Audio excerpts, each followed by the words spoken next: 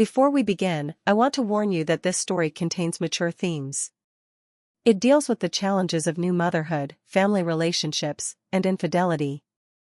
If these topics make you uncomfortable, you might want to stop watching now.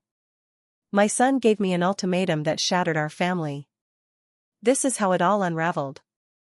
Before I tell you this story, I need you to understand one thing: I never thought it would come to this. I was just a mother trying to do her best, trying to hold on to the people I loved. But sometimes, love isn't enough. Sometimes, the people closest to you are the ones who can hurt you the most. My name is Winter Avila. I'm 38 years old. I've been married to Landon Carpenter for nearly 20 years, and we have one son, Jalen Chandler. To anyone on the outside looking in, we were the perfect family. We had the house with the white picket fence, the summer vacations to the lake, the birthday parties where the whole neighborhood showed up.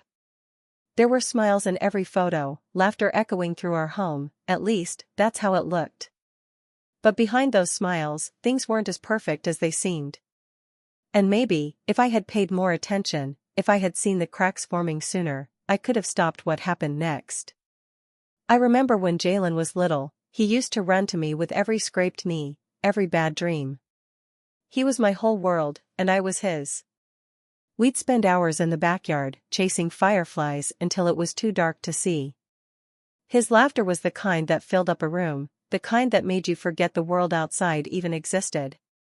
But kids don't stay little forever, do they? Jalen started pulling away when he hit his teenage years. I told myself it was normal. Teenagers are moody. They need space. That's what everyone says, right? But this wasn't just teenage moodiness. This was different. He'd come home late without a word, his eyes full of something I couldn't recognize, anger, maybe, or disappointment. I'd ask him how his day was, and he'd grunt or shrug, barely looking at me. The boy who once couldn't wait to tell me about his day now treated me like I was invisible. And Landon? Well, Landon was never one for deep conversations. He threw himself into work, stayed late at the office, and when he was home, it was like he wasn't really there. We'd sit at the dinner table in silence, the clinking of forks on plates louder than our words. I'd try to spark a conversation, but it always fizzled out before it began. We were two strangers sharing a house, going through the motions, but never really connecting. I guess that's when the distance between us started to grow. First between me and Landon, then between me and Jalen. It felt like I was standing in the middle of a room watching the people I loved drift further and further away, and no matter how hard I tried to reach out, they kept slipping through my fingers. But there were still good times. I hold on to those memories like lifelines. Jalen's 10th birthday party, when we surprised him with a bike and he hugged me so tight I thought my ribs would crack. Or the family trip to the Grand Canyon, Jalen was terrified of the edge, clinging to my hand the whole time, but by the end of the day, he was braver than any of us. Those moments felt real. They felt like proof that maybe, just maybe, we were still a family. But looking back, I can see the signs were already there. The small arguments that turned into full-blown fights. The nights Jalen didn't come home, and Landon didn't bother to ask where he was. The growing resentment in Jalen's eyes whenever he looked at me. Like I was the cause of all his problems. I wanted to fix it. I wanted to pull my family back together. But sometimes, no matter how hard you try, things just keep falling apart. And then, one day, Jalen said something that I'll never forget. Something that changed everything. If you don't do this, Mom, I'm leaving. And you'll never see me again. I wish I could say I stood my ground. I wish I could tell you I made the right choice. But the truth is, I didn't. And the decision I made that day cost me more than I ever could have imagined. If you're still with me, don't forget to like this video, share your thoughts in the comments, and subscribe for more stories like this. Trust me, there's so much more to uncover. After Jalen's ultimatum, I kept replaying everything in my head, wondering where it all went wrong. But the truth is, the cracks in our family started long before that moment. I just didn't want to see them. Landon and we weren't always like this. When we first met, he made me feel like the center of his world. He'd leave little notes on the fridge, surprise me with flowers, for no reason at all. We'd stay up late, talking about everything and nothing, dreaming about the future. But somewhere along the line, those dreams got buried under bills, responsibilities, and the dull routine of everyday life. The first thing to go was the conversation. We'd sit across from each other at the dinner table, the silence stretching longer with each passing day. At first, I tried to fill the gap. I'd ask about his day, talk about Jalen, anything to keep the connection alive. But Landon? He'd nod, give one-word answers, or worse, he'd scroll through his phone like I wasn't even there. Eventually, I stopped trying. What was the point of talking when no one was listening? I told myself he was just stressed from work. That things would get better. But deep down, I knew that wasn't true. We were two people living under the same roof, but we might as well have been strangers. And while Landon was slipping away in one direction, Jalen was pulling away in another. It started with small things, coming home late, without a text, locking himself in his room for hours. Then it escalated. Skipping school. Getting into fights. I'd get calls from the principal, from other parents, telling me Jalen was out of control. And every time I confronted him, he'd look at me with those cold, angry eyes, like I was the enemy. "This is your fault," he'd snap. "If you and Dad weren't so messed up, I wouldn't have to deal with this." Those words stung more than I care to admit. I wanted to believe he didn't mean it, that he was just lashing out. But a part of me wondered if he was right. Maybe I had failed him somehow. Maybe I wasn't the mother he needed me to be. I tried to reach him. God, I tried. I'd knock on his door, ask if he wanted to talk, if he needed anything. But he'd just crank up his music or pretend he didn't hear me. The boy who used to beg me to read him bedtime stories now acted like I was invisible. Then there was Viviana Ortiz, his so-called friend. She started hanging around more, this girl with sharp eyes and a smirk that never quite reached her mouth. Something about her always felt off, like she enjoyed watching Jalen push my buttons. She'd sit at our kitchen table, feet up on the chair, acting like she owned the place. And Jalen? He soaked up her attention like a sponge. I could see it in the way he looked at her, like she understood him in a way I never could. One night, after they both stormed out, I called my friend Lily Booker. She's been my rock through everything, the one person who sees through all the lies I tell myself. I spilled everything to her, the fights, the silence, the way Jalen was slipping through my fingers. "Winter," she said, her voice low but firm, "you can't let him walk all over you. He's testing you. If you give in now, it'll only get worse." I wanted to believe she was wrong. I wanted to believe Jalen was just going through a phase, that if I loved him enough, he'd come back to me. But deep down, I knew Lily was right. The turning point came a few weeks later. Jalen had skipped school again, and I found a crumpled note from the principal in his backpack. When I confronted him, he didn't even try to deny it. He just stared at me, his expression blank, and said, "What are you gonna do about it, Mom?" It wasn't just defiance in his voice. It was something darker, like he knew he had power over me. And in that moment, I realized he wasn't just acting out. He was testing me. Seeing how far he could push before I'd finally break. And I was breaking. Every day felt like walking on eggshells, afraid that one wrong move would push him further away. But no matter how hard I tried to keep the peace, it was never enough. Jalen's demands grew more unreasonable. Cover for him when he skipped school. Lie to Landon about where he'd been. And every time I said no, he'd throw that same threat in my face, "If you don't do this, I'm gone. And you'll never see me again." I was trapped. Torn between protecting my son and protecting my own sanity. And the worst part? I didn't know how much longer I could hold on.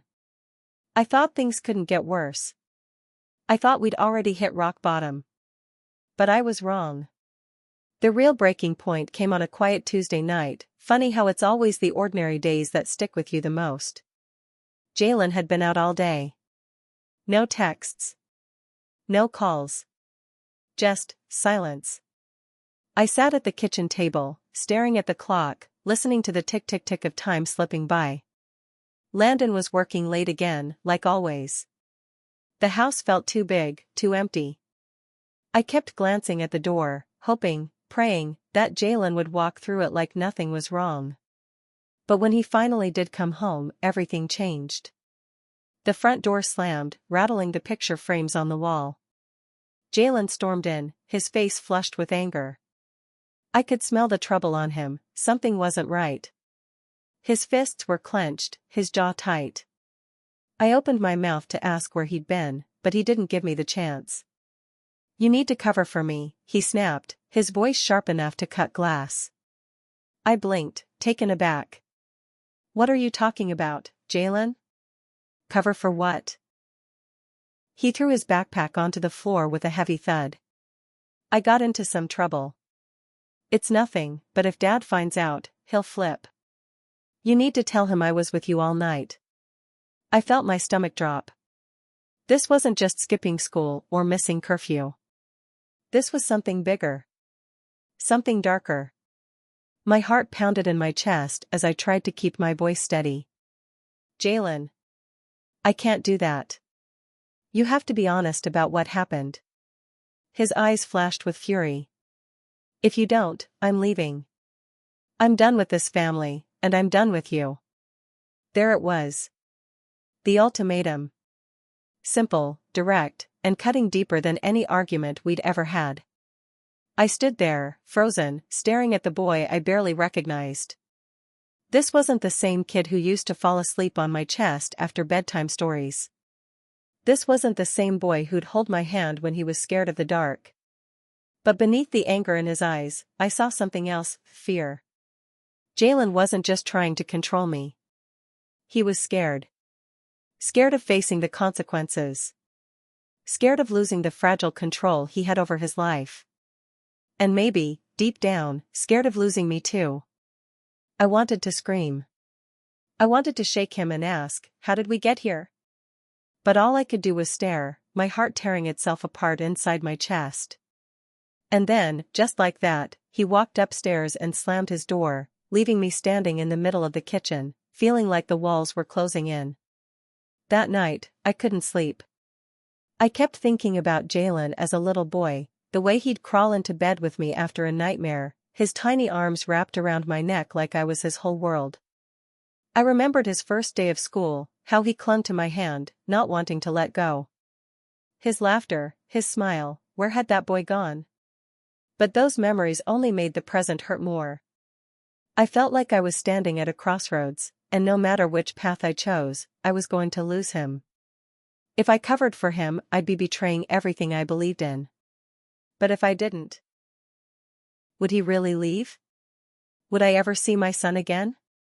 I needed someone to talk to. Someone who wasn't living in the middle of this mess. So I called Lily Booker. It was late, but she answered on the first ring. I didn't even have to explain. She could hear it in my voice, the exhaustion, the fear, the helplessness. I told her everything, from Jalen's threats to the pit in my stomach that wouldn't go away. "Winter," she said softly, "you can't let him control you like this. He's using your love against you." "But what if he leaves, Lily?" My voice cracked. "What if I lose him for good?" There was a pause on the other end of the line. Then, quietly, she said, "Sometimes, loving someone means letting them face the consequences of their actions. You can't protect him from everything. And you can't lose yourself trying." Her words hit me hard. I knew she was right. But knowing and doing are two very different things. The next morning, I stood outside Jalen's door for what felt like hours. My hand hovered over the doorknob, my heart pounding in my chest. I didn't know what I was going to say. I didn't even know if he'd listen. But I had to try. When I finally opened the door, he was sitting on his bed, staring at the wall like I wasn't even there. The silence between us felt heavier than ever. I took a deep breath, forcing the words out before I could second-guess myself. Jalen. I love you. But I can't lie for you. For a moment, he didn't react. Then, slowly, he turned to face me. His eyes were cold, distant, like he was looking right through me. Then you don't really love me, he said, his voice flat and final. Because if you did, you'd do this for me. And just like that, he got up, grabbed his backpack, and walked out the door. No goodbye. No second glance. Just, gone. I stood there, feeling like the floor had dropped out from under me. I didn't know if he'd come back. I didn't know if I'd ever see him again. But in that moment, I realized something important. Loving someone doesn't mean sacrificing who you are. And sometimes, the hardest thing you can do is let go. The house felt emptier after Jalen left that night. Every corner echoed with memories I couldn't escape. I told myself I did the right thing, stood my ground, protected my values. But as the hours dragged on, that conviction started to crack. What if he didn't come back? What if I'd pushed him too far? The next day was a blur. I kept checking my phone, hoping for a text, a missed call, anything. But there was nothing. Just silence. When Landon came home that evening, he barely noticed. Same routine. Same cold distance. But I felt like I was suffocating. Then, late that night, I heard the front door creak open. My heart jumped into my throat. I rushed downstairs, and there he was, Jalen. Standing in the doorway, his backpack slung over his shoulder, his face unreadable. For a second, I thought maybe he'd come back to apologize, to say he didn't mean it. But I should have known better. I need you to do it, Mom, he said quietly, like no time had passed. You have to cover for me. His words hit me like a punch to the chest. I wanted to scream, to tell him no, to push back like I did before. But looking at him, my son, standing there, ready to walk out of my life forever, I felt myself crumbling. The fear of losing him wrapped around me tighter than any logic or reason. I nodded. I didn't say anything. I just nodded.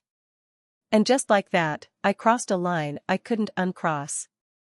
The next day, when Landon asked where Jalen had been, the lie slipped out easier than I expected. He was with me, I said, forcing a smile. We just stayed in, watched some movies. Landon raised an eyebrow. He didn't question me, not right away. But I could see it in his eyes, the doubt. He knew something was off, even if he didn't say it out loud. Jalen, on the other hand, acted like nothing had happened. He was calmer, lighter even. Like he'd won some unspoken battle. But I felt the weight of that lie growing heavier, by the minute. Every time he smiled, it felt like a reminder of the line I'd crossed. I wasn't just covering for him, I was betraying myself. The guilt didn't hit me all at once. It crept in slowly, like a shadow spreading across the walls. At first, it was just a tightness in my chest, a nagging voice in the back of my mind. But soon, it became something I couldn't ignore. I stopped sleeping. I'd lie awake for hours, staring at the ceiling, replaying everything in my head. The lie. The look in Jalen's eyes when I gave in. The suspicion in Landon's voice when he asked about our son. My mind was a constant swirl of what-ifs and maybes. What if Jalen got into more trouble? What if Landon found out? What if I was making everything worse? And the worst part? I couldn't talk to anyone about it. Not Landon. Not Jalen. Not even Lily. I was trapped in my own head, drowning in the choices I'd made. It didn't take long for Landon to start noticing. He'd come home from work, glance at me across the kitchen table, and I could feel the questions hanging in the air. He didn't ask them right away, but I knew they were coming. One night, after another silent dinner, he finally broke the tension. "What's going on with Jalen?" he asked, his voice low but firm. "He's been different. And so have you." I felt my heart pound in my chest. I forced a laugh, tried to brush it off. It's just teenage stuff. He's fine. But Landon didn't look convinced. He stared at me for a long moment, his eyes narrowing. You sure about that? I nodded, too quickly. Of course. Everything's fine. But nothing was fine. And Landon knew it. The tension between us grew thicker with each passing day. Landon started coming home earlier, watching Jalen more closely. I could feel his eyes on me, too, like he was waiting for me to slip up. The distance between us, which had once been quiet and passive, turned into something sharp and uncomfortable. We were walking on eggshells, all three of us, pretending everything was normal when it was anything but. And me? I was falling apart. I stopped eating. I couldn't focus at work. Every time my phone buzzed, I felt a jolt of panic shoot through me. I was constantly on edge, waiting for the other shoe to drop. The guilt sat heavy in my chest, a constant reminder that I'd betrayed not just Landon, but myself. But the worst part was knowing that Jalen didn't care. He'd gotten what he wanted. And I was the one left, picking up the pieces. I started to wonder if I'd ever feel like myself again. If I could ever look in the mirror without seeing the cracks. The lie I told to protect my son had become a prison, and no matter how much I wanted to escape, I didn't know how. And deep down, I was starting to realize something I didn't want to admit: this wasn't just about Jalen. This was about me. About the choices I made, the boundaries I let him cross. And if I didn't find a way to take back control, I was going to lose more than just my son. I was going to lose myself. I thought giving in to Jalen would fix things. I thought, maybe, if I just did what he asked, the tension would ease, and we could start to heal. But I was wrong. It didn't fix anything. If anything, it made everything worse. Jalen realized something dangerous the moment I covered for him: he had power over me. And once he tasted that control, there was no going back. He started pushing more boundaries. Coming home at all hours, skipping school without even bothering to make excuses. He didn't hide it anymore, didn't even pretend to care. And every time I tried to confront him, he'd throw that same threat in my face: you don't want me to leave, do you? The words felt like chains around my neck. I was trapped, caught between my fear of losing him and the growing realization that I already had. But it wasn't just Jalen I was losing. Landon wasn't blind to what was happening, and it didn't take long before the tension boiled over. One night, after Jalen stormed out again without saying a word, Landon cornered me in the kitchen. His voice was low, but there was a sharp edge to it, like he was barely holding back the anger simmering beneath the surface. "What the hell is going on, Winter?" he asked, his eyes locked on mine. "I know you're hiding something." I felt my throat tighten. The walls were closing in, and I didn't know how to escape. I tried to brush him off, like I'd done before, but Landon wasn't letting it go this time. "Don't lie to me," he snapped. "I'm not stupid. Jalen's out of control, and you're letting it happen." "Why?" The words hit me like a slap. I could feel the tears burning in my eyes, but I fought them back. I didn't have an answer. Or maybe, I just didn't want to admit the truth, that I was scared. Scared of losing my son. Scared of facing the consequences of my choices. "I'm trying to protect him," I whispered, the words hollow even to my own ears. Landon stared at me, his face hardening. "No. You're protecting yourself. And you're tearing this family apart in the process." With that, he walked away, leaving me standing in the kitchen, feeling more alone than I ever had before. The house felt colder after that. Jalen came and went as he pleased, barely acknowledging me. Landon was there, but distant, his silence louder than any argument we'd ever had. I was stuck in the middle, isolated and drowning in the mess I'd helped create. I started to realize something I hadn't wanted to admit: I wasn't just losing them. They were already gone. And the only person I had left to face was myself. One night, I sat at the edge of my bed, staring at the door, waiting for Jalen to come home. The clock ticked past midnight, then 1, then 2. But he didn't come back. And as I sat there, the weight of everything hit me all at once, the lies, the guilt, the fear. I couldn't keep living like this. I couldn't keep sacrificing my integrity for a son who didn't respect me or a husband who no longer trusted me. Something had to change. I had to change.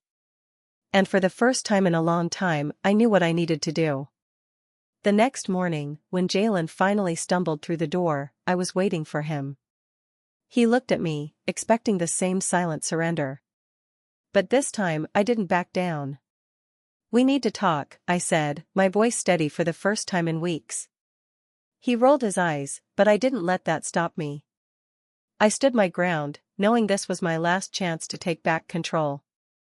"I love you, Jalen," I said quietly. "But I won't let you manipulate me anymore. If you want to leave, that's your choice. But I won't lie for you again." For a moment, he just stared at me, like he didn't recognize the woman standing in front of him. Then, without a word, he turned and walked upstairs, slamming the door behind him. But this time I didn't feel the panic. I didn't feel the fear. I felt something I hadn't felt in a long time, relief. I didn't know what would happen next. I didn't know if Jalen would come around, if Landon and I could fix what was broken. But for the first time in a long time, I felt like I was standing on solid ground. And no matter what happened, I knew I wasn't going to lose myself again. For days after that final confrontation, the house felt heavier than ever. Jalen stayed in his room, the door closed like a barrier between us. Landon barely spoke, his silence another wall I couldn't break through. But something inside me had shifted. The fear that used to grip me every time Jalen threatened to leave? It was still there, but smaller now. I'd faced it, and I was still standing. One evening, as I sat at the kitchen table, staring at the cold cup of coffee in front of me, I heard footsteps behind me. I didn't turn around. I didn't need to. I knew it was Jalen. "I'm going out," he muttered, his voice flat. I finally looked up, meeting his eyes. But this time I didn't flinch. I didn't beg him to stay. I just nodded.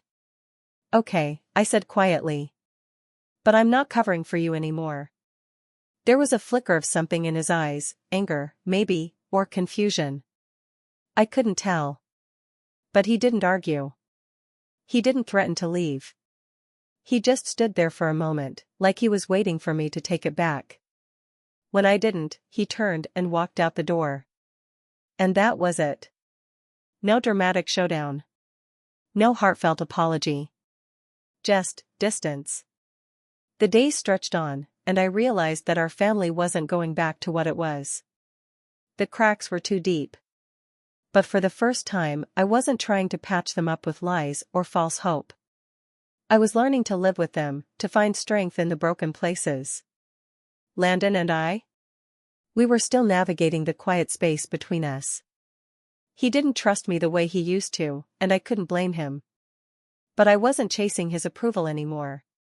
I knew I had to rebuild my own sense of worth before I could fix anything with him, or anyone else. As for Jalen, he came and went, his mood swinging like a pendulum. Some days, he was distant, cold. Other days, I'd catch a glimpse of the boy he used to be, the one who laughed too loud and hugged too tight. But I stopped trying to force him back into that version of himself. I gave him space to figure out who he wanted to be. And I gave myself permission to do the same. It wasn't easy. The guilt still lingered, the weight of all the mistakes I'd made. But I started to realize something important: I couldn't control everything. I couldn't shield Jalen from the consequences of his actions. I couldn't make Landon love me the way he used to. But I could control how I responded. I could set boundaries. I could stand firm in my own truth, even when it hurt. I spent a lot of time reflecting on what had happened. On how easy it is to lose yourself when you're trying to hold a family together. On how love can blur the lines between right and wrong. But most of all, I learned that sometimes, the hardest thing you can do is let go. In the end, that's what it came down to. Letting go of the illusion of control. Letting go of the need to fix everything. Letting go of the fear that if I wasn't perfect, I'd lose the people I loved. And you know what? I did lose parts of them. But I found parts of myself in the process. Sometimes, loving someone means letting them go. Even if it's the hardest thing you'll ever do. Either way, I want to hear what you think. Tell me, what would you do if your world fell apart like mine did? How would you move forward? Let me know in the comments. And if this story made you feel something, don't forget to like, share, and subscribe for more.